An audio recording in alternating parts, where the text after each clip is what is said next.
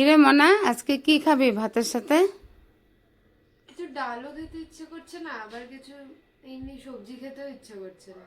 চল তোকে একটা দারুণ রেসিপি খাওয়াই, আয় দেখে। আগের দিনে যে চিমের দানাগুলি ভিজেলাম সেগুলো চুলে রেখে দিলাম। তারপরে আমি আলু, চিম, বেগুন, টমেটো, কাঁচা লঙ্কা কেটে নিলাম। একটা কড়াইতে আলুটা দিয়ে দিলাম একটু নুন সমেত, কারণ আলুর ভিতরে নুন না ঢুকলে ভালো লাগবে না। একটু বয়ল হওয়ার পরে দিয়ে দিলাম চিমের দানাগুলো। চিমের দানা সিদ্ধ হয়ে যখন উঠবে তারপরে দিয়ে দেব চিম, কারণ চিমটা লাস্টে দেওয়া ভালো, কারণ যেহেতু চিমটা নরম তাই লাস্টে দিলাম আমি চিমটা।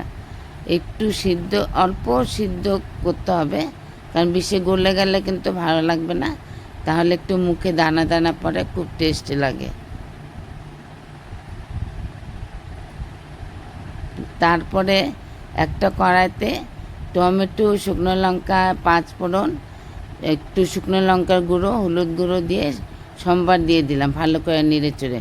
আর টমেটোটা একটু বেশি দিতে হবে, কারণ টক টক হলে ভালো লাগে। তারপরে সেই জল সমেত চিমের দানার ডালটাকে সেখানে কড়াইতে দিয়ে দিলাম। দেওয়ার পরে যে ভিজে রাখা বেগুনগুলো এখন আমি দিয়ে দিলাম।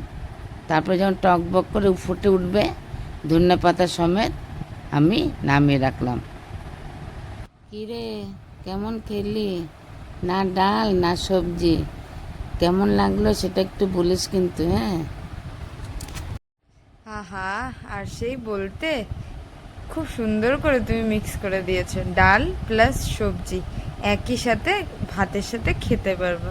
আহা, কি দারুণ ব্যাপারটা।